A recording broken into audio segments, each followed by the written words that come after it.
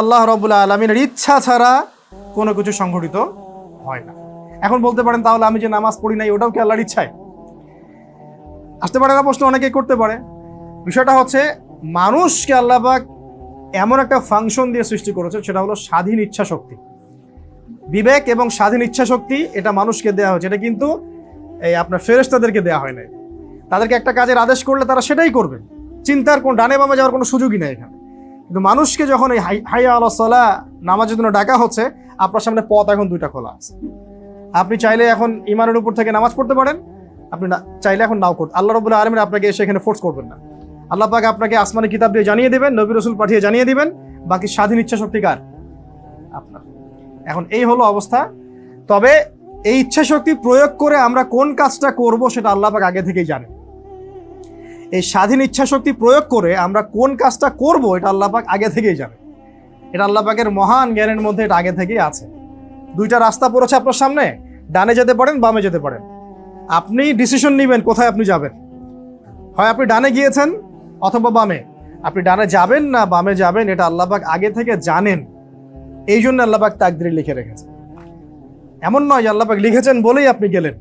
আপনি যে যাবেন সেটা আল্লাহ পাক আগে থেকে জানতেন। এটা আল্লাহ পাকের জ্ঞান। আল্লাহ পাকের জ্ঞান মানে অসীম, আমরা যেটাকে অসীম বলি। আরও আছে আল্লাহ রাব্বুল আলামিন সম্পর্কে আকীদা, যে আল্লাহ পাককে আমাদের যে কল্পনা, আমাদের যুক্তি বিজ্ঞান দর্শন, এগুলো আল্লাহ পাককে পরিবেষ্টন করতে পারবে না। আল্লাহ পাকের ধার কাছে যেতে পারবে না। যুক্তি দিয়ে তাকে ব্যাখ্যা করব, বিজ্ঞান দিয়ে ব্যাখ্যা করব, হ্যাঁ আমাদের জ্ঞান বুদ্ধি দিয়ে ব্যাখ্যা করব, এই ইলম আল্লাহ পাকের ইলমের ধার কাছেও যেতে পারবে না। আল্লাহ রাব্বুল আলামিন সব কিছু জানেন এবং তিনি মহাজ্ঞানী। আরও আছে যে আল্লাহ রাব্বুল আলামিন সমস্ত দৃষ্টিকে দেখেন, কিন্তু কোনো দৃষ্টি আল্লাহ পাককে দেখতে পারবে না দুনিয়ায়। দেখতে পারবে? আমরা কি দেখতে পারি? আল্লাহ পাক সমস্ত দৃষ্টিকে নিয়ন্ত্রণ করেন, কিন্তু আমরা আল্লাহকে দেখতে পারি না। কখন দেখতে পারবো? ইনশাআল্লাহ তাআলা জান্নাতীরা আল্লাহ পাককে দেখতে পারবে ইনশাআল্লাহ। এখানে দেখেন রাসূল সাল্লাল্লাহু আলাইহি ওয়াসাল্লাম আল্লাহ পাকের আরশে আযীম পর্যন্ত চলে যান নাই। এই যে এই আল্লাহ রাব্বুল আলামিনের দিদার এবং সাক্ষাৎ, তার দর্শন, এটা নিয়েও কিন্তু সাহাবীদের মধ্যে দুটো মত চলে আসছে। যেমন আয়েশা রাদিয়াল্লাহু আনহাকে জিজ্ঞাসা করা হয়েছিল, যে আয়েশা রাদিয়াল্লাহু আনহাকে বলা হচ্ছে, নবী সাল্লাল্লাহু আলাইহি ওয়াসাল্লাম কি তার চোখ দিয়ে আল্লাহ পাককে দেখেছেন? আয়েশা রাদিয়াল্লাহু আনহা বলছেন না, তিনি চার বাহ্যিক চোখ দিয়ে দেখেন নাই, কলব দিয়ে দেখেছেন। এটা কার ব্যাখ্যা? এটা কার মাযহাব? আয়েশা রাদিয়াল্লাহু আনহার ব্যাখ্যা, তার মাযহাব, তার মানে এটা মত, ইজতিহাদ, তার মত। আবার আব্দুল্লাহ বিন আব্বাস রাদিয়াল্লাহু আনহু বলছেন না, তিনি সরাসরি আল্লাহকে দেখেছেন, এটা তার মাযহাব। এখানে পার্থক্য হয়ে গেল না? আচ্ছা, তো এখানে আমরা এই জায়গাটাকে, যে জায়গাটা ব্যাখ্যা করা নাই ওই জায়গায় ছেড়ে দিব। এটা নিয়ে আমরা বেশি মাথা ঘামাবো না। আল্লাহ রাব্বুল আলামিনকে জান্নাতে দেখা যাবে, কিভাবে আমরা সেটা সেখানে গেলে বুঝতে পারবো। কিন্তু এই দুনিয়ার জীবনে আমরা আল্লাহ রাব্বুল আলামিনকে স্বচক্ষে দেখতে পারছি না। আচ্ছা, তারপরে আল্লাহ রাব্বুল আলামিন সম্পর্কে আমাদের আকীদা হচ্ছে আল্লাহ রাব্বুল আলামিন চিরস্থায়ী এবং চিরঞ্জীব। আল্লাহ পাক চিরস্থায়ী, যখন কিছু ছিলেন না তখন আল্লাহ পাক ছিলেন, যখন কিছু ছিল না আল্লাহ পাক ছিলেন, যখন কিছু থাকবে না আল্লাহ পাক থাকবেন। কুল্লু মান আলাইহা ফান, সব কিছু ধ্বংস হয়ে যাবে, কি থাকবে শুধু বাকি? ওয়ায়াবকা ওয়াজহু রাব্বিহি যুল জালালি ওয়াল ইকরাম, আল্লাহ পাকের চেহারা, মানে আল্লাহ পাকের সত্তা শুধু বাকি থাকবে, বাকি সব কিছুই ধ্বংস হয়ে যাবে। আল্লাহ পাক স্রষ্টা এবং রিজিক দাতা, এটা আমরা আগে থেকে জানি, জীবনদাতা, মৃত্যুদাতা।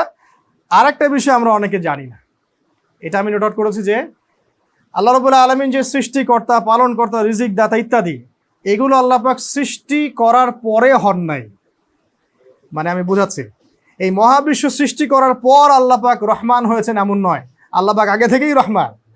মহাবিশ্ব সৃষ্টি করার পর আল্লাহ পাক রহিম হয়েছেন নতুন করে এমন নয়। মহাবিশ্ব সৃষ্টি করার পর আল্লাহ স্রষ্টা হয়েছেন, খালেক হয়েছেন, রাজেক হয়েছেন, হ্যাঁ এমন নয় বিষয়টা। আল্লাহ রাব্বুল আলামিন আগে থেকেই খালেক, আগে থেকেই রাজ্জাক, আগে থেকেই গফুর, আগে থেকেই রহিম, আগে থেকেই রহমান। আল্লাহ পাক আগে থেকেই তার গুণাবলী আগে থেকেই তার মধ্যে ছিল। এটা মজার না ব্যাপারটা? আমরা কিন্তু এটা অনেকেই জানি না, অনেকে পড়তে গিয়ে তাই তো নতুন। তো আসলেই আল্লাহ রাব্বুল আলামিন নতুন করে তার এই গুণাবলীগুলো ধারণ করেননি, বরং আল্লাহ রাব্বুল আলামিন শুরু থেকেই এমন। আল্লাহ রাব্বুল আলামিন আমাদের সবাইকে তার এই মহান গুণাবলীগুলোর ওসিলা যেন মাফ করে দেন। আরও আছে আল্লাহ পাক সম্পর্কে আমাদের আকীদা, যে আল্লাহ রাব্বুল আলামিন তাকদীর আমাদের জন্য নির্ধারণ করেছেন। তাকদীর কয়েকটা ধাপে, আমি এগুলো নিয়ে আলাদা আলোচনা করেছি, দেখে নেবেন। মায়ের গর্ভেও তাকদীর লেখা হয়েছে, লাউহে মাহফুজেও তাকদীর লেখা আছে, আবার এই লাইলাতুল কদরেও কিন্তু কিছু কিছু করে তাকদীর আসে। তাকদীরের সব কিছু কনস্ট্যান্ট না, কিছু কিছু বিষয় পরিবর্তন হয়, দোয়া দিয়ে, ভালো আমল দিয়ে, ইত্যাদি দিয়ে পরিবর্তন হতে পারে। এরপর আল্লাহ রাব্বুল আলামিন সম্পর্কে আমাদের আকীদা থাকবে, আল্লাহ পাক সবসময় ন্যায়ের আদেশ করেন, অন্যায় থেকে নিষেধ করেন। অন্যায় কোনো কিছুর আদেশ আল্লাহ পাক করতে পারেন না। এখন আল্লাহ পাক যে পর্দা ফরজ করেছেন, যেই পর্দা উঠিয়ে দেওয়ার জন্য এখন টেকনিক্যালি সব জায়গায় আইন পাস করা হচ্ছে না, পর্দা উঠিয়ে দেওয়ার জন্য আস্তে আস্তে স্লো পয়জনিং বলে এগুলোকে। কি বলে? স্লো পয়জনিং, মানে ধীরে ধীরে আপনাকে বিষক্রিয়ার দিকে নিয়ে যাওয়া হবে। একবারে তো আর বলবে না বোরখা হারাম, আস্তে আস্তে বলবে, আস্তে আস্তে। তো আল্লাহ পাক পর্দার যে বিধান দিয়েছেন, তাহলে আল্লাহ পাক কি অন্যায় করেছেন? আল্লাহ পাক যে সুদ হারাম করেছেন, আল্লাহ পাক কি অন্যায় করেছেন? আল্লাহ পাক যে বলেছেন যে এই যে হত্যার বদলে হত্যা, চোরের হাত কেটে দেওয়া, হ্যাঁ, ডাকাতি করলে হাত একদিকে পা একদিকে কেটে দেওয়া, মুরতাদ হলে তাকে মৃত্যুদণ্ড দেয়, এগুলো কি আল্লাহ পাক অন্যায় করেছেন? তাহলে আকীদা স্পষ্ট করতে হবে। আল্লাহ রাব্বুল আলামিন কোরআন এবং হাদিসে যা বলেছেন এগুলো কোনোটাই তিনি অন্যায় কিছু বলতে পারেন না। আল্লাহ পাক কখনো অন্যায়ের আদেশ করতে পারেন না। তার মানে আল্লাহ পাক যা আদেশ করেছেন সেগুলো ন্যায়। সেগুলো কি? আল্লাহ পাক যেগুলো করতে বলেছেন কোরআনে এবং হাদিসে, সেগুলো অবশ্যই ন্যায় এবং ভালো। যেগুলো করতে বলেন নাই, নিষেধ করেছেন, সেগুলো নিঃসন্দেহে অন্যায়। তার মানে হক বাতিল, ন্যায় অন্যায়ের মানদণ্ড কে ফিক্স করবে? আল্লাহ পাক। তার মানে আল্লাহ পাক যেটাকে ন্যায় বলছেন সেটাই ন্যায়, যেটাকে অন্যায় বলছেন সেটা অন্যায়। তা আমরা এখানে তো আর অন্য কোনো দর্শনের দরকারই নাই। অন্য কোনো দর্শন, অন্য ইজম, অন্য মানে উসুল, অন্য কিয়াস, অন্য ফিলোসফি, এগুলো তো প্রয়োজনই নেই আমাদের কাছে। আল্লাহ পাকের পক্ষ থেকে চূড়ান্ত একটা সত্য মিথ্যার মানদণ্ড নাজিলই করা হয়েছে, আলহামদুলিল্লাহ। এটা কি শুধু এই উম্মতের জন্য প্রথম নাজিল করা হয়েছে? না, পূর্ববর্তী সমস্ত উম্মতের ক্ষেত্রেও এটা নাজিল করা হয়েছিল। আচ্ছা, আল্লাহ পাক সম্পর্কে আমাদের আরো আকীদা পরিষ্কার থাকবে যে হেদায়েত কে দেন? শুধুমাত্র আল্লাহ রাব্বুল আলামিন। আশ্রয় দেন কে? আল্লাহ রাব্বুল আলামিন। নিরাপত্তা কে দেন? আল্লাহ রাব্বুল আলামিনের সিদ্ধান্ত কি কেউ পরিবর্তন করতে পারবে? আল্লাহ রাব্বুল আলামিনের সমকক্ষ কেউ আছে? বা কেউ কি আল্লাহ পাকের প্রতিদ্বন্দ্বিতা করতে পারবে কিনা? পারবে না। আরেকটা বিষয় মাথায় রাখবেন, আল্লাহ রাব্বুল আলামিন আমাদের কাছ থেকে ওয়াদা নিয়েছিলেন, এটা আকীদায় রাখবেন। আল্লাহ পাক আমাদের কাছ থেকে কি নিয়েছিলেন? এটা আলাস্তু বিরব্বিকুম। আল্লাহ রাব্বুল আলামিন বলেছেন, আহদে আলাস্তু বলা হয় রুহের জগতে, মানুষের রুহগুলোর কাছে আল্লাহ পাক ওয়াদা নিয়েছিলেন, আলাস্তু বিরব্বিকুম, আমি কি তোমাদের রব নই? আমরা বলেছিলাম বালা, অবশ্যই আপনি আমাদের রব। এটা আমরা দুনিয়াতে অনেক সময় ভুলে গেছি। এই কারণে আল্লাহ পাক দুনিয়াতে নবী রাসূল পাঠান, দুনিয়াতে আল্লাহ রাব্বুল আলামিন আসমানি কিতাব পাঠান, এই যে আলেম ওলামা আছে, মানুষকে হেদায়েত দিয়ে এটা মনে করিয়ে দেন যে আল্লাহ পাকই আমাদের রব। তো আল্লাহ রাব্বুল আলামিন সম্পর্কে আমরা এই প্রাথমিক ধারণাগুলো মাথায় পরিষ্কার স্পষ্ট ঈমান ও আকীদা রাখবো ইনশাআল্লাহ। আর যেগুলো ব্যাখ্যা বিশ্লেষণ গভীর, এগুলোর দিকে আপাতত আপনাদের না গেলেও চলবে। যদি যেতে চান তাহলে ওলামায়ে কেরামের কাছে গিয়ে পরামর্শ করে করবেন, অন্যথায় নিজে নিজে ব্যাখ্যা করতে যাবেন না। আল্লাহ পাক আমাদের সবাইকে আল্লাহ সম্পর্কে বিশুদ্ধ আকীদা রাখার তৌফিক দান করুন। এখন এটা গেল তাওহীদের কথাগুলো। তাহলে একটা কথা এখন আমরা স্পষ্ট করি, সেটা হলো যে আল্লাহ রাব্বুল আলামিন ছাড়া ইলাহ নেই, যে আল্লাহ পাক ছাড়া কোনো রব নাই, যে আল্লাহ পাক সর্বশ্রেষ্ঠ, সর্বক্ষমতার অধিকারী, হ্যাঁ, যে আল্লাহ রাব্বুল আলামিনের হাতেই সমস্ত কর্তৃত্ব ক্ষমতা, তাহলে দুনিয়াতে এসে কি আমরা সে আল্লাহর বিধানের বিরুদ্ধাচরণ করতে পারবো কিনা? এখানে আমাদের আকীদা কি থাকবে? আমল করতে গিয়ে কি আমরা এখন আল্লাহ পাকের যে বিধান এটার বাইরে চলে যাব? আল্লাহ পাক যে ফরজ বিধান দিয়েছেন, আল্লাহ পাক যে অনেক আমর বিল মারুফ এবং নাহি আনিল মুনকারের কথা বলেছেন, আল্লাহ রাব্বুল আলামিন আমাদেরকে পাঁচটা এদিকে পিলার দিয়েছেন, নামাজ, কালিমা, সালাত, সওম, যাকাত, হজ, যেগুলো দিয়েছেন। হ্যাঁ, কোরআনে আল্লাহ পাক অনেক কিছু করতে বলেছেন, অনেক কিছু করতে নিষেধও করেছেন। এই যে বিধানগুলো নাজিল করেছেন, এখন কি আমরা দুনিয়াতে সেই আল্লাহর বিরুদ্ধাচরণ করে এগুলো থেকে মুখ ফিরিয়ে নিব কিনা? এটা কি আমাদের জন্য উচিত হবে? তাহলে যদি নেই, তাহলে আমাদের অবস্থা হবে কাফেরদের সাথে, মুশরিকদের সাথে, মুনাফিকদের সাথে। আর যদি আমরা না নেই, ইনশাআল্লাহ তাআলা আমরা আল্লাহ পাকের অনুগত বান্দা হিসেবে দুনিয়াতে বেঁচে থাকবো, পরকালে জান্নাতে যাবো ইনশাআল্লাহ। এখন শেষ কথা হলো, আল্লাহ রাব্বুল আলামিনের বিধানগুলো যেহেতু চলে আসছে কথা, যে আল্লাহ পাক, যে আল্লাহ ছাড়া কোনো ইলাহ নাই, সে আল্লাহ পাক ছাড়া অন্য কারো বিধান থাকতে পারে কিনা? এটা কি পসিবল? এই পুরো মহাবিশ্ব সৃষ্টি করেছেন কে? এখন পুরো মহাবিশ্বে কার বিধান চলে? তাহলে এই দুনিয়া যে ছোট্ট একটা জায়গা, এখানে কি তাহলে শয়তানের বিধান চলবে? নিঃসন্দেহে দুনিয়ার মধ্যে আল্লাহর বিধান চলাটাই স্বাভাবিক। এখন যেহেতু চলছে না, এটাই কি অস্বাভাবিক না? তার মানে এই ওয়ার্ল্ডটার মধ্যে এখন কুফর দিয়ে ভর্তি। কি দিয়ে ভর্তি? কুফর আর শিরক দিয়ে ভর্তি। এখন এই ওয়ার্ল্ড যদি পুরোটাও কুফরে ডুবে যায়, আল্লাহর কিছু যায় আসে? যদি আল্লাহ পাক পুরো ওয়ার্ল্ডটাকে ধ্বংস করে দেন কুফরের কারণে, আল্লাহ পাকের কিছু যায় আসবে? একজন মুমিন বান্দা যদি জীবিত থাকেন আল্লাহ রাব্বুল আলামিনের কাছে ওই মুমিন বান্দার সম্মান সমস্ত মানুষের চেয়ে বেশি। যে মুমিন বান্দা আল্লাহ রাব্বুল আলামিনের বিধানগুলো নিজে মেনে চলে, সেটা দাওয়াত দেয়, সেটা প্রচার করে এবং সেটা প্রতিষ্ঠার চেষ্টা করে। এই হলো সহজ সরল একটা দর্শন, যেটা আমরা আল্লাহ রাব্বুল আলামিন সম্পর্কে রাখবো এবং তার দিন সম্পর্কে রাখবো। এখন ইমানের এক পিলার এটা চলে গেল। দ্বিতীয় পিলার কি ভাই? ওয়া মালাইকাতিহি। আমি খুব শর্ট করে শেষ করে দিচ্ছি। ওয়া মালাইকাতিহি মানে কি? মালাক মানে ফেরেশতা, মালাইকা মানে ফেরেশতা মণ্ডলী, এটা বহু বচন। যেমন আপনার আকীদা এটা এক বচন, আকায়েদ হচ্ছে বহু বচন। এরকম মালাক মানে হলো একজন ফেরেশতা, আর মালাইকা মানে অনেক ফেরেশতা। এখন মালাইকা আল্লাহ পাকের সৃষ্টি কিনা? আল্লাহ পাক তাদেরকে আল্লাহর বান্দা বলছেন। মালাইকাকে আল্লাহ কি বলছেন? বান্দা বলছেন।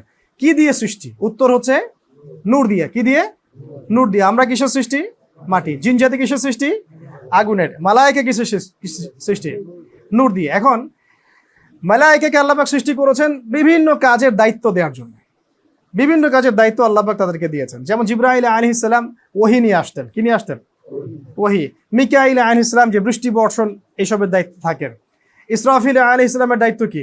সিংহা নিয়ে কিয়ামতের অপেক্ষা ফু দিবেন। মালাকুল মউত মৃত্যুর ফেরেশতা, তিনি প্রত্যেকটা প্রাণীর মৌতের ব্যাপারে আল্লাহ পাকের হুকুমে তিনি দায়িত্ব পালন করেন। তিনি কি আল্লাহর হুকুমের বাইরে যেতে পারবেন? না। এখন এরকম অগণিত ফেরেশতা আল্লাহ পাকের আছে, অগণিত। কত? সংখ্যা কেউ জানে? সংখ্যা কেউ জানে না, অগণিত ফেরেশতা। আমাদের কাঁধে আছে 2 জন করে। কয়জন করে? 2 জন করে। তো এই ফেরেশতা মণ্ডলীর প্রতি বিশ্বাস রাখবো আমরা। আর ফেরেশতা মণ্ডলীর নাম আসলে কি পড়বো? আলাইহিস সালাম। কি পড়বো? আলাইহিস সালাম। আর এমন কিছু করব না যে কাজগুলো করলে তারা কষ্ট পান।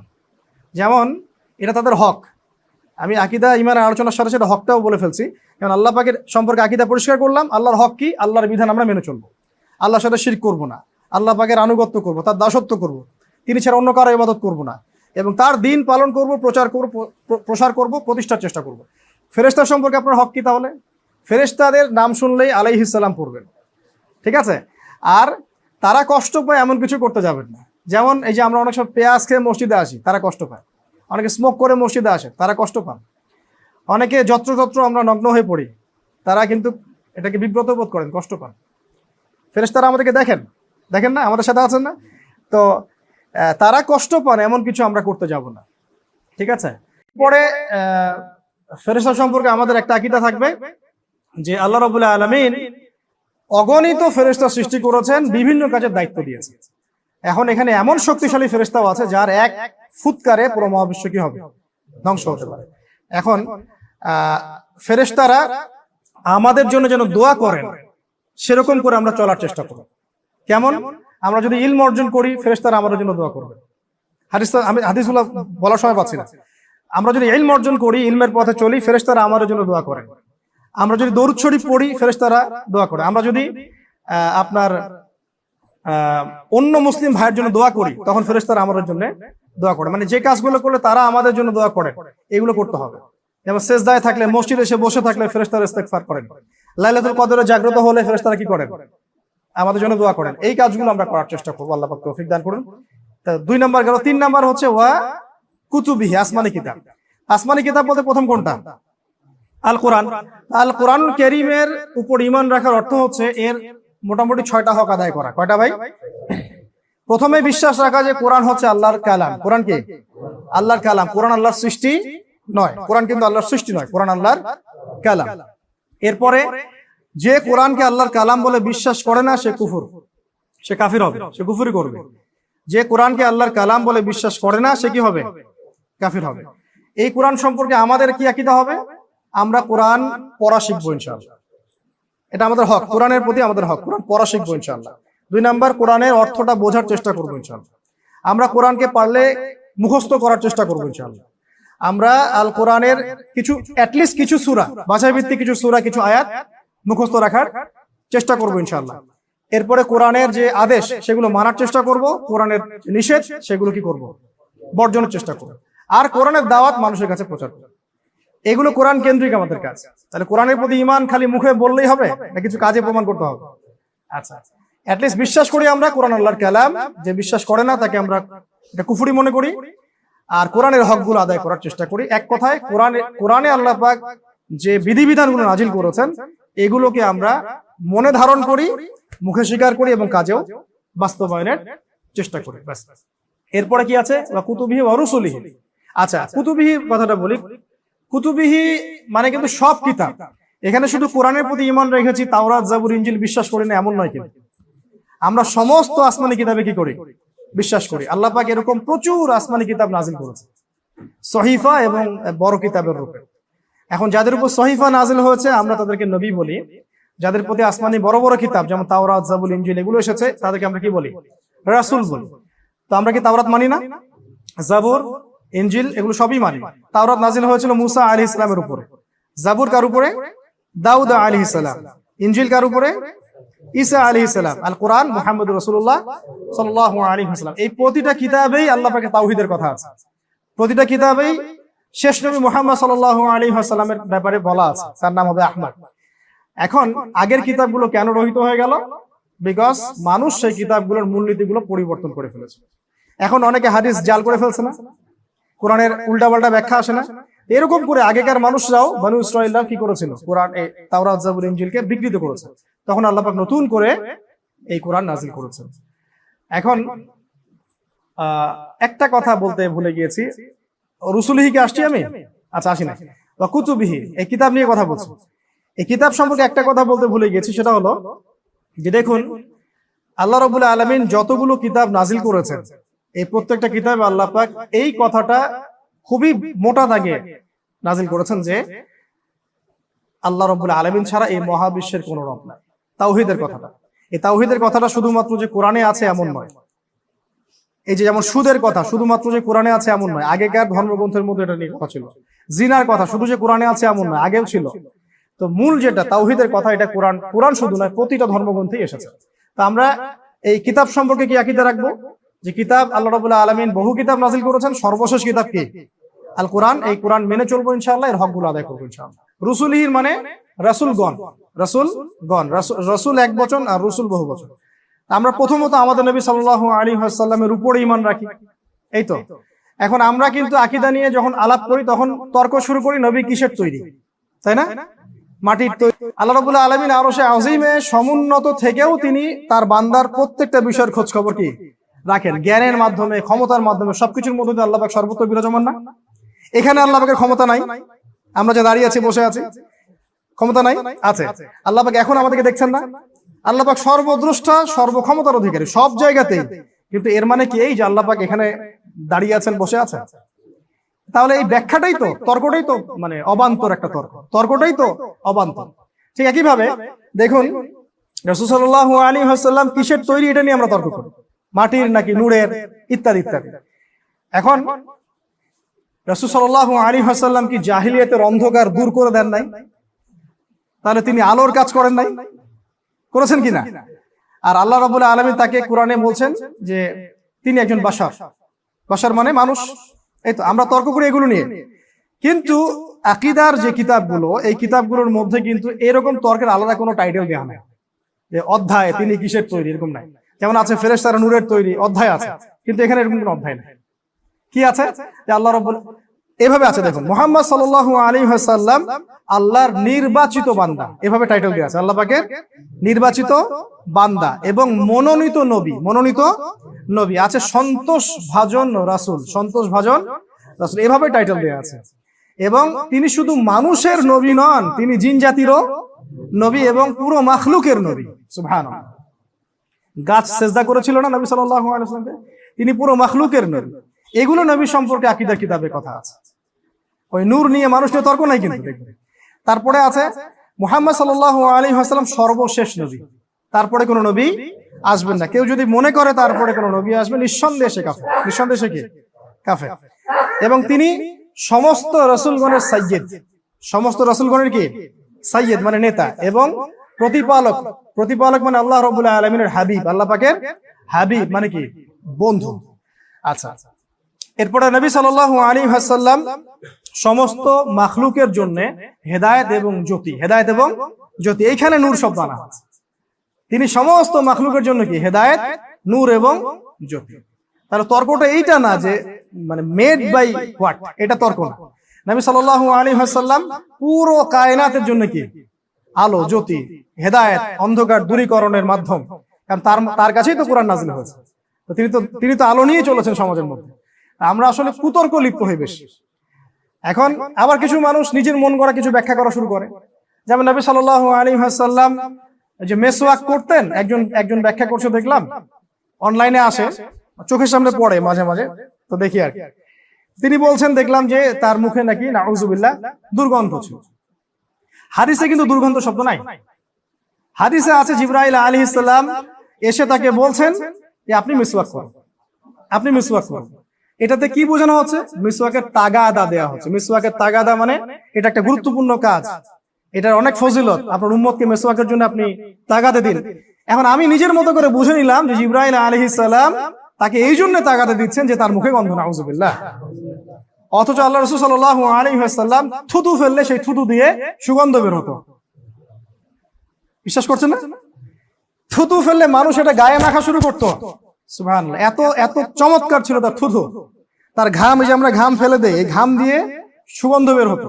মানুষ এগুলো ওই যে পাত্রে সংরক্ষণ করত, এর মধ্যে অন্যান্য পদার্থ মিশিয়ে আতর ব্যবহার করতে হবে, ইউজ করতো।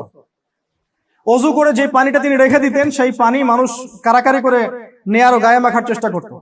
ছোট্ট সাহাবী ছিলেন সম্ভবত আনাস রাদিয়াল্লাহু আনহু সম্ভবত। তো উনার মুখে একদিন রাসূল সাল্লাল্লাহু আলাইহি ওয়াসাল্লাম কুলি করে দিয়েছিলেন। এটা হাদিস আছে। মানে অজু করতে করতে তার সামনে পড়েছে, বাচ্চাদের সামনে আমরা মজা করি না অনেক সময়, তো তিনি কুলি করে দিয়েছেন তার মুখের মধ্যে। এই যে মানে আল বিদায়া ওয়ান নিহায়া এই কিতাবগুলোর মধ্যে এসেছে যে ওই সাহাবীর বয়স যখন অনেক বেশি হয়ে গেছে, 80-90 এরকম, তখনও তার চেহারাটা একদম নূরে চকচক করছিল। তা আমরা হাদিসের এইভাবে ব্যাখ্যা করা যাবে না।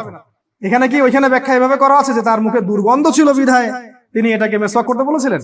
এই মন গড়া ইন্টারপ্রিটেশন করতে গিয়ে সমাজের মধ্যে বিভক্তি সৃষ্টি হচ্ছে। তো খেয়াল রাখ, যেটা যে হালতে আছে ওই হালতে ছেড়ে দেন আপনি। সুবহানাল্লাহ। আমরা একটা মূলনীতি এটাও শিখে রাখেন, এটা আকীদা জেনে রাখেন যে কোরআন এবং হাদিসের এমন কোন বুঝ আমরা নিব না, বা এমন কোন ব্যাখ্যাও করব না যেটা সাহাবীরা করেন নাই, তাবেঈরা করেন নাই। নিজের মতো করে আমরা কোনো ব্যাখ্যা করব না। আমরা ইস্তেহাদ করতে পারি। যেমন বিকাশ রকেট হাবিজাবি সাহাবীর যুগে ছিল, তাহলে ওইখানে কি আপনি সমাধান পাবেন? এখনকার মুস্তাহিদ ইমামগণ বা আলেমগণ এটা সমাধান দিবেন, এই তো বিষয়। কিন্তু তাদের মূলনীতি মেনেই সমাধান দিবেন। তো এই বুঝের বাইরে নতুন করে কোরআন হাদিসের বুঝ বুঝতে গেলেই সমস্যা আছে। যেমন এই যে জুমার কয়াজান হতো উসমান রাদিয়াল্লাহু আনহুর সময়, বলেন দুটো হতো। তো একজনকে দেখলাম বলছে যে উসমান রাদিয়াল্লাহু আনহু কি বেদাত করেছেন তাহলে আপনার মতে? তিনি বলছেন হ্যাঁ বেদাত করেছেন। আর সাহাবীর চেয়ে কি আমি সুন্নত বেদাত বেশি বুঝি? এরকম ব্যাখ্যা দেওয়া যাবে। ওই যে আপনাদের দাড়ির একটা মাসালা আছে না, যে এক মুষ্টি আব্দুল্লাহ বিন ওমর রাদিয়াল্লাহু আনহু দাড়ি হজের মৌসুমে কি করেছেন? তিনি এক মুষ্টি রেখে বাকিটা সাইজ করেছেন, কর্তন করেছেন। তো একজনকে দেখলাম প্রশ্ন করা হচ্ছে যে তাহলে কি আব্দুল্লাহ বিন ওমর তিনিও নাজায়েজ কাজ করেছেন? ওমর রাদিয়াল্লাহু আনহুর ছেলে যিনি বরেণ্য সাহাবী, তো বলছে হ্যাঁ তার ইস্তেহাদটা ঠিক হয়নি, ভুল। এত বড় কথা বলার স্পর্ধা করাটাই তো একটা কুফরি পর্যায়ে চলে যায়, যে আমরা কি সাহাবীদের চাইতে বেশি বুঝবো কোরআন সুন্নাহ? অর্থাৎ সাহাবীদের, এটাই সাহাবীদের মানহাজ, আর এটাকে ফলো করেই ইমামগণ তাদের মাযহাব প্রতিষ্ঠা করেছে। আমার কথা কি বুঝতে পারছেন? আচ্ছা, অতএব এই ক্লাসিক্যাল ট্র্যাকে থাকলে কোনো সমস্যা নেই। এখন আমরা রাসূল সাল্লাল্লাহু আলাইহি ওয়াসাল্লাম সম্পর্কে এই ধারণাগুলো পরিষ্কার রাখবো। আর কি আকীদা রাখবো? তিনি আমাদের জন্য সুপারিশ করবেন, করবেন কিনা? তিনি আমাদের জন্য সুপারিশ, উম্মতের কবিরা গুনাহগার ব্যক্তিদের জন্য আল্লাহ রাসূল সুপারিশ করবেন, এটা মাথায় রাখবেন। তবে বেদাতীদেরকে তিনি তাড়িয়ে দিবেন, বেদাতীদেরকে তাড়িয়ে দিবেন। এটা সহিহ বুখারী হাদিসে আসছে, সুহকান লিমান গায়রা বাদি। আরো আমরা স্পষ্ট আকীদা রাখবো নবী সাল্লাল্লাহু আলাইহি ওয়াসাল্লাম সম্পর্কে, তিনি সশরীরে ইসরা মেরাজে গিয়েছেন, ঘুমে নয়, স্বপ্নযোগে নয়। কিভাবে গিয়েছেন? সশরীরে তিনি ইসরা মেরাজে গিয়েছেন, এবং আল্লাহ পাক তাকে হাউজে কাউসার দান করেছেন। কি দান করেছেন? ওই হাউস থেকে ইনশাআল্লাহ তিনি আমাদেরকে পানি পান করাবেন। এগুলো আমরা আকীদা স্পষ্ট রাখবো, এবং কবরেও নবী সাল্লাল্লাহু আলাইহি ওয়াসাল্লামকে দেখানো হবে ইনশাআল্লাহ। আচ্ছা, ওয়া রাসূলিহি, তারপরে বাকি রাসূলদের সম্পর্কে আমাদের আকীদা কি থাকবে? তারা সবাই কি ছিলেন? আল্লাহ পাকের মনোনীত বান্দা ছিলেন, রাসূল ছিলেন। তারা সবাই তাওহীদ নিয়ে এসেছেন। তারা কেউ কিন্তু মানে কোনো খারাপ কোনো মতবাদ নিয়ে পৃথিবীতে আসে না। সমস্ত নবী রাসূলের মিশন একই ছিল, আর সমস্ত নবী রাসূলই মাসুম। সমস্ত নবী রাসূল কি মাসুম, তারা তারা গুনাহ থেকে মুক্ত ছিলেন। আল্লাহ রাব্বুল আলামিন আমাদেরকে সমস্ত নবীদের সম্পর্কে এই আকীদা রাখার তৌফিক দান করুন। ঠিক আছে, তারপরে আছে ওয়াল ইয়াউমিল আখির, তাই তো? 5 নাম্বার কি? ঈমানের 5 নাম্বার কি বলেন? শেষ হয়ে গেছে। ওয়াল ইয়াউমিল আখির, ইয়াউমিল আখির মানে পরকালের দিন। এন্ড পরকালের দিন বলতে শুধু ওই দিনই না, বরং মৃত্যু থেকে শুরু করে সমস্ত ধাপকে বোঝানো হয়। তাহলে আমরা আকীদা রাখবো, ঈমান রাখবো যে আমাদের মৃত্যু হবে, মৃত্যুর সময় ভালো ফেরেশতা আসবেন অথবা খারাপ ফেরেশতা আসবেন। মানে ভালো ফেরেশতা বলতে জান্নাতি অথবা জাহান্নামী। জান্নাতি ফেরেশতারা আসলে বুঝে নিবে সে জান্নাতে যাচ্ছে ইনশাআল্লাহ।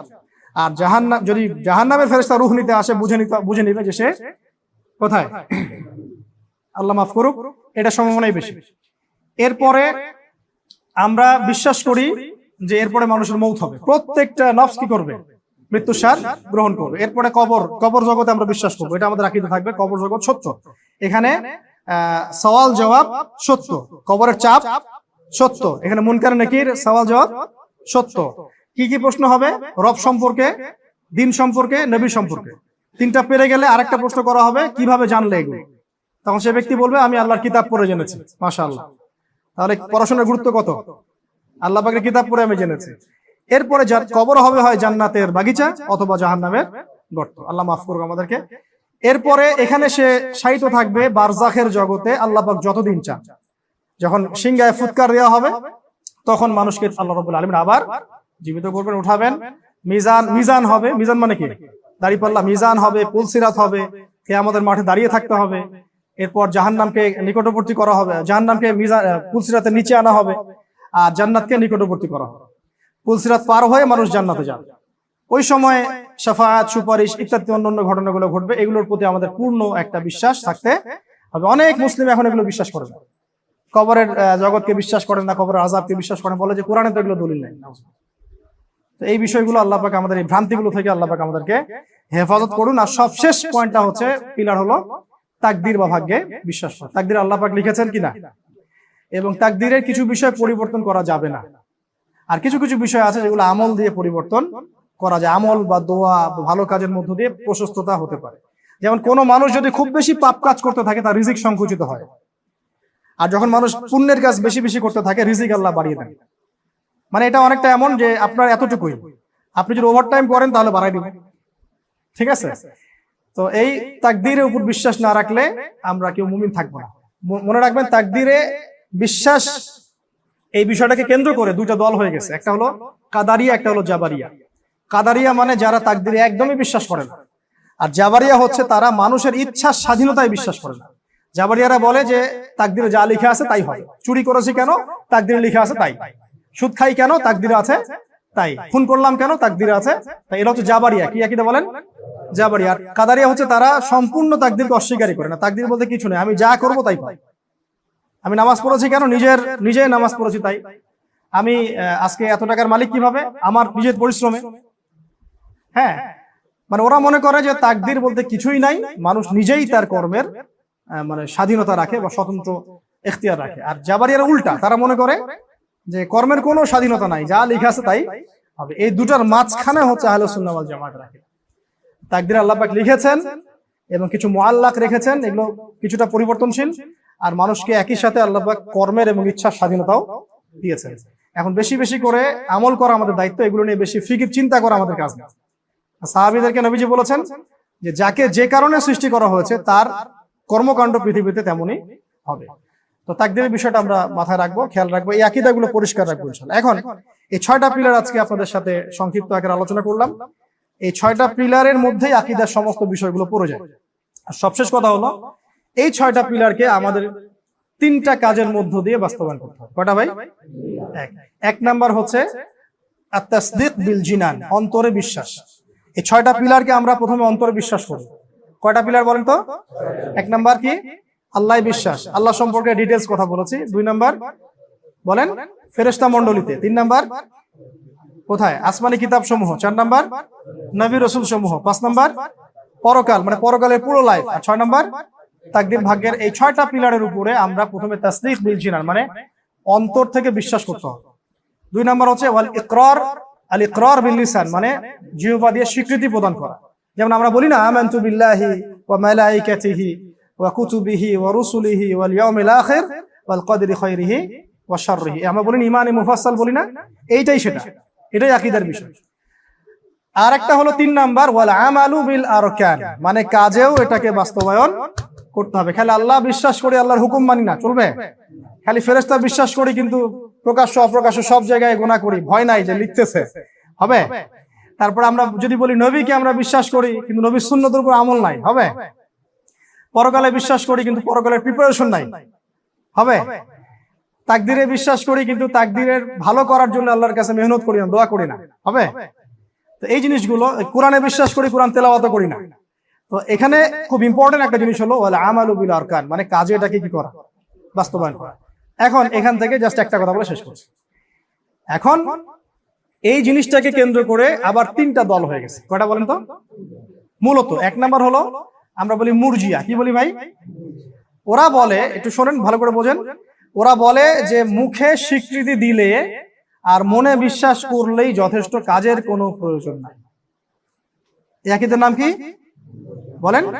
মুরজিয়া। মুরজিয়া মানে হলো শৈথিল্যতাবাদী। কি বাদী?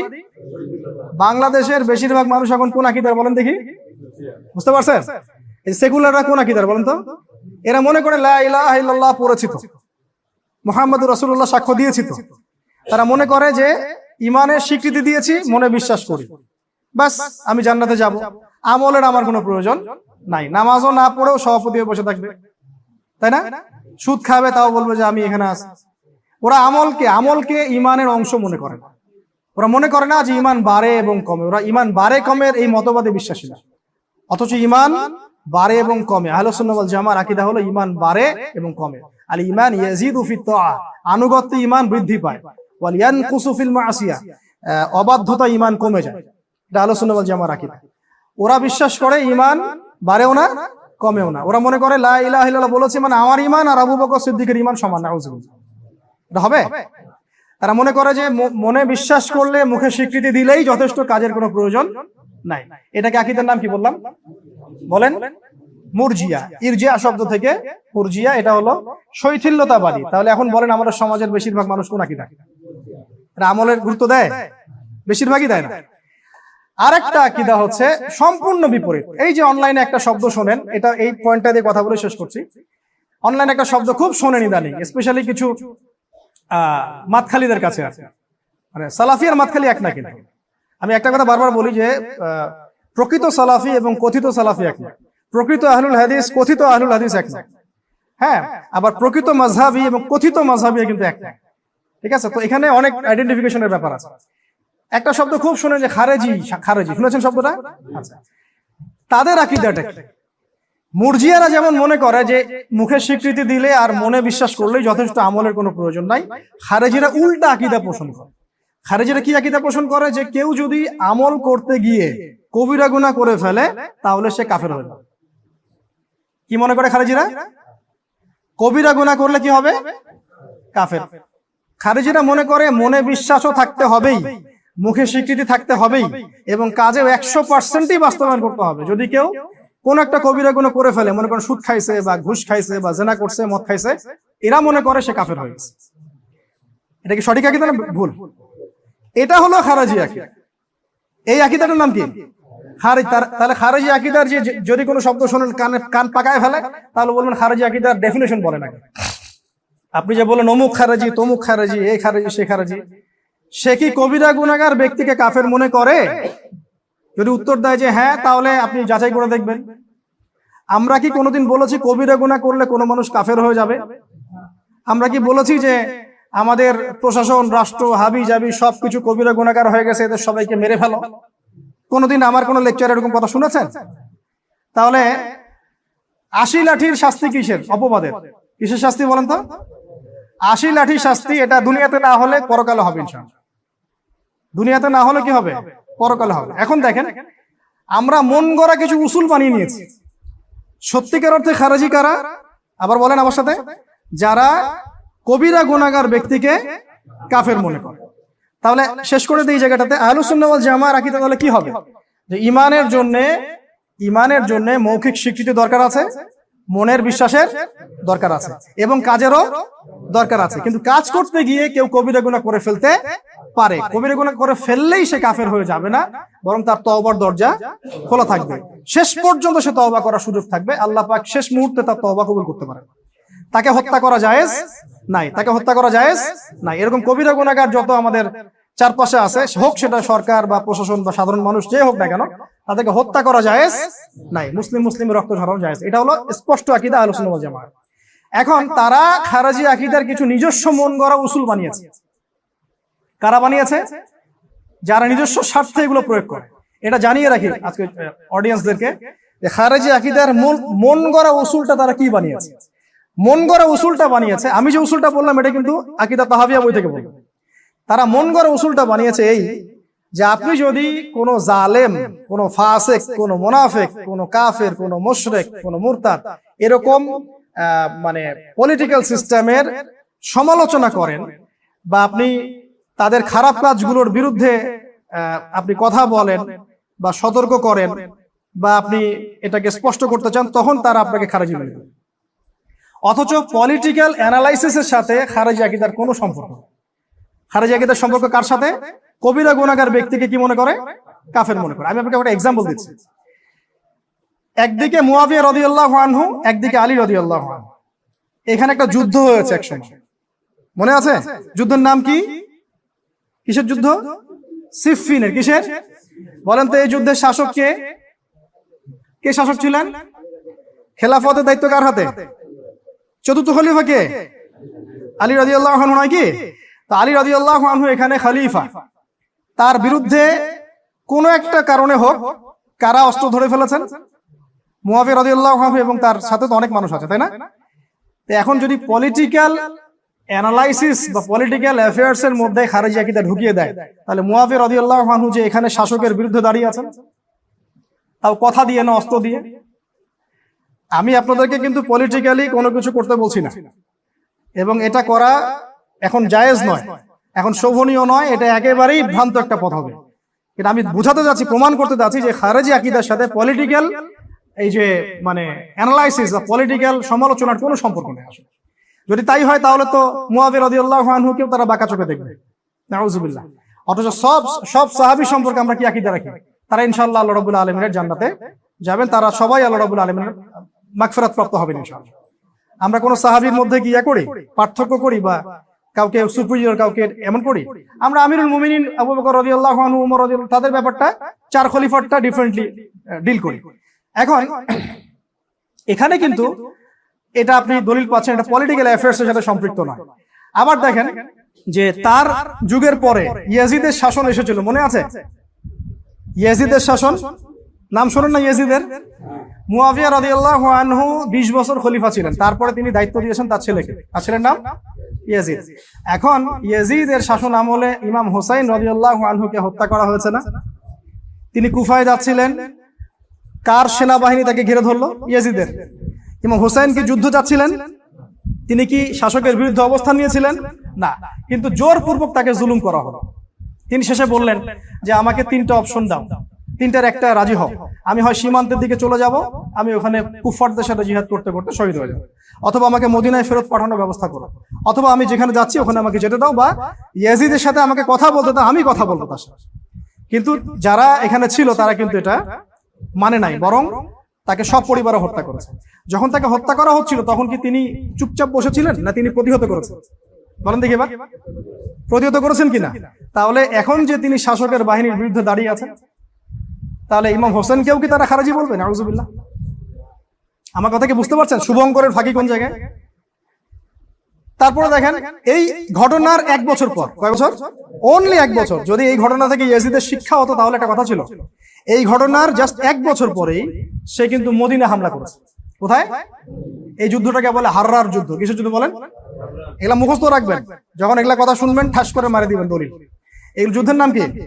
হাররার যুদ্ধ। এগুলো দলিল দিলে আপনার সামনে কথা বলার সুযোগ নাই তো, এগুলো নিয়ে লাইভ ডিবেট করা যাবে সারা দেশের সামনে। কিন্তু আমরা নিজে থেকে জাহির করব না, আমাদের ওস্তাদরা আমাদেরকে এটাই শেখান, আমরা নিজেকে কখনো জাহির করব না। হাররার যুদ্ধে ইয়াজিদ আক্রমণ করলো কোথায়? মদিনায়। মদিনাবাসী কি ওখানে বসেছিলেন আপনাদের মনে হয়? মদিনাবাসী তাদের যা কিছু ছিল তাই নিয়ে প্রতিহত করেছে, বহু মুসলিমকে সেখানে সে হত্যা করেছে। মদিনা 3 দিন হত্যাযজ্ঞ চালানো হয়েছে, মদিনাবাসী আজকেও ভুলতে পারে না। এবং সেখানকার মাল লুট করা হয়েছে, অনেক কিছু করা হয়েছে। এখন মদিনাবাসী যে হাররার যুদ্ধে ইয়েজিদের বাহিনীর বিরুদ্ধে দাঁড়িয়ে গেল, এরা সবাই খারেজি ছিল? বলেন দেখি, ছিল? তাহলে এটাকে যে এইখানে জুড়ে দিল, মন গড়া উসুল। এটা আসল উসুল কি ছিল? কবিরা গুনাহ করলে আপনি তাকে কবিরা গুনাহগার ব্যক্তিকে কাফের মনে করলে আপনি তাকে খারেজি বলতে পারবেন।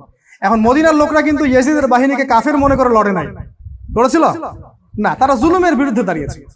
ইমাম হোসেনও কিন্তু ইয়েজিদের বাহিনীর এগেইনস্টে কাফের মনে করে প্রতিহত করেন নাই, জুলুমের বিরুদ্ধে দাঁড়িয়েছে। একইভাবে আরো সামনে আছে, এর পরের বছর, এই হাররার যুদ্ধের আবার পরের বছর ইয়েজিদের বাহিনী হামলা করেছে মক্কায়। কোথায়? কত কর্মকাণ্ড, এগুলো তো জানেন না আপনারা, ইতিহাস পড়বেন। মক্কায় হামলা করেছে। এবার মক্কায় কোন সাহাবী ডিফেন্ড করেছেন জানেন? মক্কায় ছিলেন তখন আব্দুল্লাহ বিন জুবায়ের রাদিয়াল্লাহু আনহু।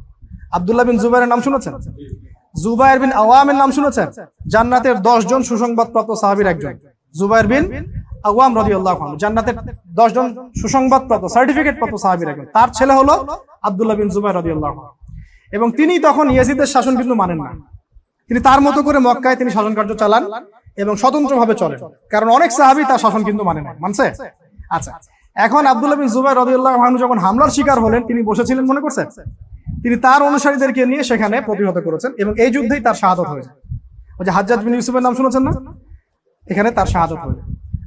আব্দুল্লাহ বিন জুবায়ের রাদিয়াল্লাহু আনহুর মতো সাহাবীকেও একদম মানে হত্যা করে তার লাশটাকে ঝুলিয়ে রাখা হয়েছে। কারা করেছে এটা? ইয়েজিদের। এখন আব্দুল্লাহ বিন জুবায়ের রাদিয়াল্লাহু আনহু এবং তার এই সঙ্গী সাথীদেরকেও কি এরা খারেজি বলবে, এই মুনাফিকরা? আমার প্রশ্ন, শব্দটা প্রয়োগ করার জন্য দুঃখিত, কিন্তু যখন কোরআন এবং সুন্নাহর উসুল বদলাবেন তখন তো এটাকে বলতে হবে। তাহলে এই উসুলটা কোত্থেকে তৈরি হলো? এই উসুলটা তৈরি হয়েছে রাজতন্ত্রকে টিকিয়ে রাখার জন্য।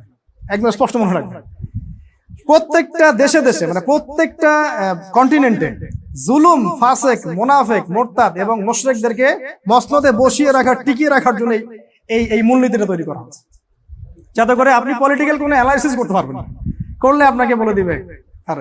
এখন আসেন বর্তমান প্রেক্ষাপটে আসে, এখন আমরা ডেমোক্রেটিক কান্ট্রিতে আছি না? ডেমোক্রেসি আছে, সেকুলারিজম আছে, এখানে গভর্নমেন্ট এবং বিরোধী দল থাকে না? এক্স মনে করেন গভর্নমেন্টে আছে, থাকে না? এক্স গভর্নমেন্টে থাকে, ওয়াই কি করে? ও বিরোধী দল সারাদিন এর বিরুদ্ধে প্রোপাগান্ডা চালায়, তাই নাকি? তাহলে কি এখন ডেমোক্রেটিক কান্ট্রির মধ্যে আমরা বিরোধী দলের সবাইকে খারাজি বলবো? উত্তর দেন দেখি এখন আমাকে, কথা বুঝতে পারেন না? মনে ডেমোক্রেসি যে কান্ট্রিতে আছে, এই কান্ট্রিতে একটা দল গভর্নমেন্ট ক্ষমতায় থাকে, আর অপোজিশন কি করে সবসময়? এই প্রকল্প ভুল, এই সমস্যা, এই লুট করছে, এই দুর্নীতি করছে, এগুলো বলতে থাকে না? আমরা তো এ থেকে মুক্ত, আমাদের মধ্যে নাই, বলতে থাকে। তাহলে এখন বিরোধী দলের সব লোককে কি এরা খারাজি বলবে একটা ডেমোক্রেটিক কান্ট্রির মধ্যে? আবার মনে করেন কোনো একদিন এরা গেল ক্ষমতায়, আর যারা ছিল ক্ষমতায় ওরা ওখান থেকে বের হয়ে চলে আসছে, ওরা আর ওখানে নাই, যারা অপোজিশনে ছিল এরা ক্ষমতায় চলে গেছে। তাহলে এখন যারা অপোজিশনে ছিল ক্ষমতায় গেছে, আর যারা ক্ষমতায় ছিল অপোজিশনে আসছে, এখন অপোজিশনকে তারা আবার এদেরকে আবার খারিজি বলা শুরু করবে। তা আলটিমেটলি জনগণের সবাই খারিজি হয়ে গেল, পলিটিক্সে যারা গেল সবাই খারিজি হয়ে গেল। আমার কথা মনে বুঝতে পারছেন? এখন যে গভর্নমেন্টে আছে, মনে করেন কোন একটা কান্ট্রিতে, ধরেন যে মনে করেন ইয়েমেন, কথা বলছে, ইয়েমেনের এক্সাম্পল দিচ্ছি আর কি। ইয়েমেনের মনে করেন একটা গণতান্ত্রিক দেশ, মনে করেন, যদিও ওখানে এখন গণতন্ত্র ভাবে নাই, এখন মনে করেন মালয়েশিয়ার কথা বলি, মালয়েশিয়া মনে করেন একটা ডেমোক্রেটিক কান্ট্রি মনে করেন, ঠিক আছে? আর মালয়েশিয়ার মধ্যে একটা গভর্নমেন্ট আছে, আর কিছু পার্লামেন্টে বিরোধী দলও আছে। বিরোধী দল কি করে? কিন্তু সবসময় আপনার এটা সমালোচনা করতে থাকে এবং এই দুর্নীতি, এই করাপশন, টেবিল থাপড়ায় কথা বলে, দেখেন না কত জঘন্য ভাষায় গালিগালাজও করে কিন্তু, তাই না? তাহলে এদের মূলনীতি যদি মেনে চলেন আপনি, তাহলে সমস্ত বিরোধী দলের লোকজনকে আপনাকে খারাপ দিতে হবে। আবার এই বিরোধী দল যদি কখনো ক্ষমতায় যায়, আর ওরা যদি কখনো আবার এই বিরোধী দলে চলে আসে, তখন ওরা আবার খারাজি হবে, এরা আবার শাসক। আলটিমেটলি পুরো একটা পার্লামেন্টের সবাই ওরা কি করে? আসলে মানুষকে খারাজি বলতে বলতে এরাই উম্মাহ থেকে খারিজ হয়ে গেছে, কথা বুঝতে পারতেছেন? মানুষকে খারেজি বলতে বলতে বলতে বলতে আসলে ক্লাসিক্যাল যে উম্মাহ ছিল আমাদের, একটা ঐক্যবদ্ধ উম্মাহ, এখান থেকে ওরাই বাইরে বের হয়ে চলে গেছে। দেখবেন তাদের নিজস্ব উসুল আলাদা, মসজিদ আলাদা, এই আলাদা, সেই আলাদা, সব আলাদা করে ফেলছে। খাওয়ারেজ মানে বের হয়ে যাওয়া, দল ত্যাগ করা, মানে দল, ঐক্যবদ্ধ দল ত্যাগ করা। তাহলে আমরা ইমানের এই 6টা পিলারের প্রতি মন থেকে বিশ্বাস করব, মুখে স্বীকার করব, কাজেও বাস্তবায়ন করব। কাজে বাস্তবায়ন করতে গিয়ে যদি কেউ কবিরা গুনাহ করে সে কি কাফের হবে না? তার তওবার দরজা খোলা আছে। খারিজিরা মনে করে সে কাফের হয়ে যায়, নাউজুবিল্লাহ। ওই যে আলী রাদিয়াল্লাহু আনহু এবং মুয়াবিয়া রাদিয়াল্লাহু আনহু যুদ্ধে এই খারিজিরাই বের হয়ে গেছিল, গিয়ে বলছে আলী মুয়াবিয়া সবাই কাফের হয়ে গেছে, নাউজুবিল্লাহ। তো এখন আমরা এই আকীদা পোষণ করব না, এটা একটা ভ্রান্ত আকীদা। আর মুরজিয়ারা কি করে? তারা বলে যে মনে বিশ্বাস, কাজে বাস্তবায়ন, মনে বিশ্বাস এবং মুখে স্বীকৃতি যথেষ্ট, কাজের কোনো দরকার নাই। আমরা মাঝামাঝি থাকবো যে ইমানের 6 পিলার বিশ্বাস করব, মনে বিশ্বাস করব, মুখে স্বীকৃতি দিব, কাজেও বাস্তবায়নের চেষ্টা করব। কিন্তু কাজ করতে গিয়ে যদি কবিরা গুনাহ হয়ে যায় হতাশ হব না, তওবা করে আবার ফিরে আসবো ইনশাআল্লাহ। আল্লাহ পাক আমরা সবাইকে ইমানের এই মৌলিক বিষয়গুলো বোঝার তৌফিক দান করুন এবং আমাদের আকীদাগুলো স্পষ্ট রাখার তৌফিক দান করুন। আল্লাহ পাক আমাদেরকে আল্লাহর জন্য ভালোবাসার তৌফিক দান করুন, আল্লাহর জন্য ঘৃণা করার তৌফিক দান করুন। আমরা আজকে এখানে শেষ করছি। সুবহানাকা আল্লাহুম্মা ওয়া বিহামদিকা আশহাদু আল্লা ইলাহা ইল্লা আনতা আস্তাগফিরুকা ওয়া আতুবু ইলাইক। আসসালামু আলাইকুম ওয়া রাহমাতুল্লাহি ওয়া বারাকাতুহু।